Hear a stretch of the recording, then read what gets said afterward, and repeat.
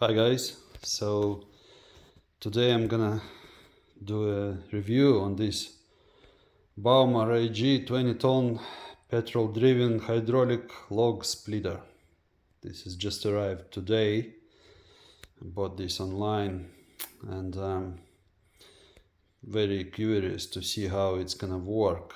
I've seen I've seen a review online dated about 5 years ago for the similar model. It worked okay, so I thought I might get this.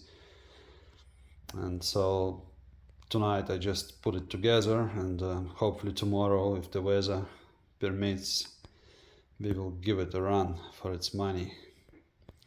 Now I'm just gonna show it to you guys. It seems nice and sturdy. It took a little bit of assembly, but I can't say it was too complicated. The instructions are pretty straightforward, more or less. There's only like 12 bolts and nuts to put it together. So this is what it looks like now when I put it together. Again, it's a 20-ton splitter, and we'll check it out tomorrow, but I'll tell you just some information about it. So basically it came in this crate here. It came in 3 pieces. One, this hydraulic oil tank, then the engine was separate, and the third bit was this big red machine gun looking thing. It's a heavy thing, so if you are going to assemble one, you really need 2 people to manipulate this red bit here, because it's quite heavy and bulky, and you really need a couple of people to put it into place. And the trick is, because that hydraulic tank there is actually a base of it, and you have to put it on top before you bolt it down. You gotta secure it well to to make sure it doesn't fall on you and something doesn't get broken. So I'll show you what I ended up using. So I used these wooden blocks here to support the top bit, so it stays in place while I bolted it down. Basically the manual there says you need 3 or 4 tools, but I ended up using these, some sockets, a couple of spanners, a shifter, big shifter, and a large screwdriver. You need the screwdriver to pull out the plugs out of the hydraulic hoses. So this is I went out and bought today hydraulic oil, engine oil, and some unleaded 95 octane petrol. That's what's recommended for it.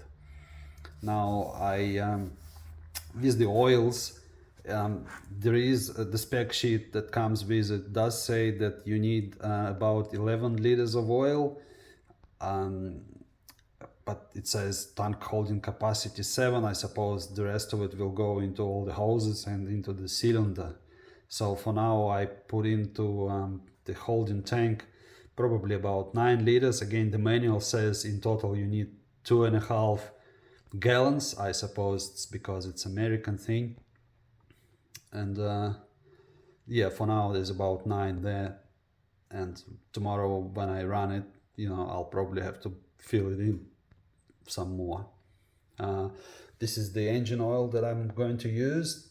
Again, the manual recommends non-synthetic oil, so I decided to use this. Our climate is hot, so I used 15W40. The manual does give you options, 1030, 1040 and 1540. I went for 1540. Hopefully I did right. Now the engine oil is complicated to put in. I'll show you. This is the filling cap, and on the other end there is another one. That's where the dipstick is. As you can see, it's on a bit of an angle, and using normal funnel you can't really put anything in it. Just not realistic. So I had to come up with this contraption here, basically this. So it's just a PVC 13 mil pipe that fits right into the hole where the plug is, and then at the end there's a funnel there. And it took roughly about 450 to 500 mil. I just marked it here just for the future, because it's not mentioned anywhere, and in the manual that comes with this machine it says for filling instructions use check engine manual, but I downloaded the manual. It doesn't actually come with the machine in the box, and in the manual again I couldn't find exact oil amount that you're supposed to put in, so I just took a measuring cup and poured in about 400 first and then a little bit more after that, and now it's full. And the manual does recommend to have engine oil at max level at all the times.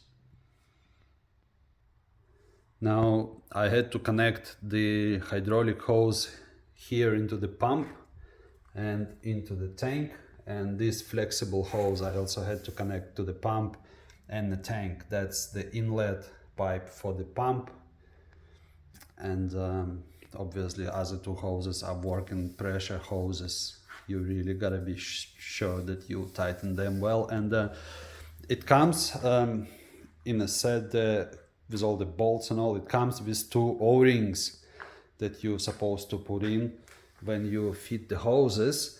And what I discovered when I was doing that, these are the plugs that the hoses were plugged with, and actually there are two extra O-rings in just behind the plugs. So as I unscrewed them, I discovered two spare O-rings. I'm gonna keep those because I know they will eventually get worn and need to be replaced, so I suppose that's a bonus.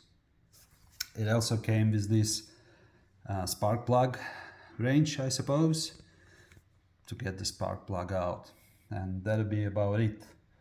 All the bolts and nuts and washers came in this box here. Overall, this is just a manual that I printed out because you do need it when you assemble the thing. It really helps. There's nothing complicated about it. Just follow the instructions and you'll be right. If you have just a basic mechanical sort of skill level, you'll do it no problem. Getting back to this crate, this is where the machine was put in as disassembled.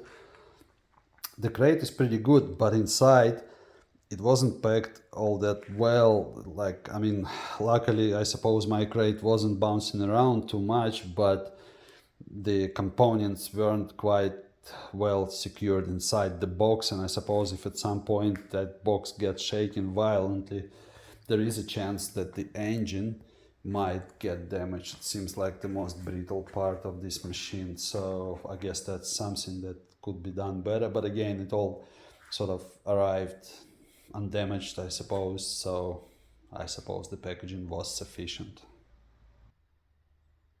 So this is the beast. Again, it's a Baumer AG Hercules HPS 600 MK2 petrol log splitter, and it's a 20 tonner.